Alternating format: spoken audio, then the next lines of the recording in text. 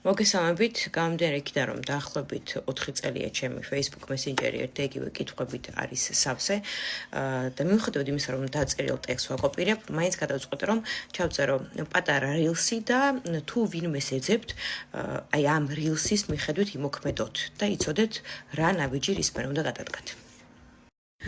თუ თქვენ ეძებთ ბიოლოგიურ მშობელს, თქვენ არ მიდიხართ იუსტიციაში, იმიტომ რომ იქ საბუთებს არ მგცემენ და არ მიდიხართ სამშობიაროში, იმიტომ რომ სამშობიარო ვერ გასცემს სხვა ადამიანის ინფორმაციას. არ აქვს მნიშვნელობა, ეს არის ბიოლოგიური მშობელი თუ ამყვანი მშობელი, ანუ სამშობიარო ინფორმაციას ვერ გასცემს.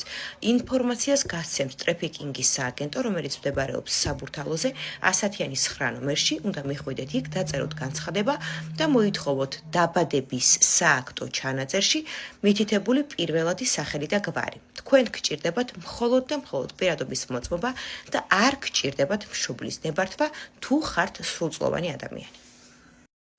იმ შემთხვევაში თუ თქვენი აყვანა მოხდა ოფიციალურად, რაც ნიშნავს იმას, რომ გაგაშვილათ ბიოლოგიურმა მშობელმა და შვილად აგიყვანათ ამყვანმა მშობელმა ოფიციალურად, ამ შემთხვევაში უნდა იყოს თქვენი პირველადი გვარი და თქვენი დაბადების თარიღი. იმ შემთხვევაში თუ თქვენ დაიბადეთ სახლში და სახლიდან მოხდა თქვენი გაშვილება, ან ხართ მოპარული ბავშვი, არ იქნება თქვენი მონაცემი, მაგრამ თუ თქვენ ხართ ოფიციალურად გაშვილებული, მაშინ თქვენი მონაცემი უნდა იყოს შენახული, არ აქვს მნიშვნელობა რომელ წელს დაიბადეთ.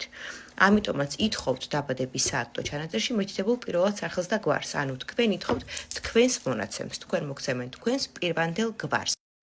ამის შემდეგ იკეთებთ გენეტიკურ ტესტს, რომელიც დაგეხმარებათ, რომ გაიგოთ თქვენი წარმომავლობა და რომელიც დაგეხმარებათ იმაში, რომ იპოვოთ ის ნათესავები მთელი მსოფლიოს მასშტაბით, რომელსაც ეს ტესტი გაკეთებული აქვს. თუ თქვენ ეძებთ შვილს, მიდიხართ სამშობიაროში და ითხოვთ სიმართლის წიგნის ამონაწერს, თუმცა ყველა სამშობიაროში არ არის, მაგალითად, აი ჩაჩავაში ინახება 1985 წლიდან. მეოთხე სამშობიარო და მესამე სამშობიარო საერთოდ გაანადგურეს მონაცემები, მაგრამ უმეტეს სამშობიაროში მონაცემები ინახება, ამიტომაც მიდიხართ სამშობიაროში და ითხოვთ სიმართლის წიგნის ამონაწერს. თუ თქვენ არ ხართ საქართველოში, ნებისმიერ მინდობილ პირს შეუძლია ამ საბუთის მოთხოვნა.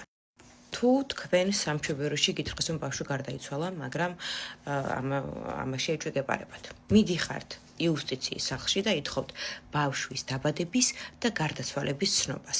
თუ ბავშვის გარდაცვალების ცნობა მოიძებნა, მაშინ ითხოვთ გარდაცვალების ცნობის ამონაწერს, რომ ნახოთ ბავშვის გარდაცვალება ვინ დაარეგისტრირა. 2005 წლამდე საქართველოს არც ერთი სამშობიარო ბავშვებს არ კრძალავდა. 2005 წლიდან რამდენიმე სამშობიარომ ჰერმესთან დადო ხელშეკრულება და 2005 წლიდან უკვე ჰერმესი აწარმოებს ამ პროცედურებს.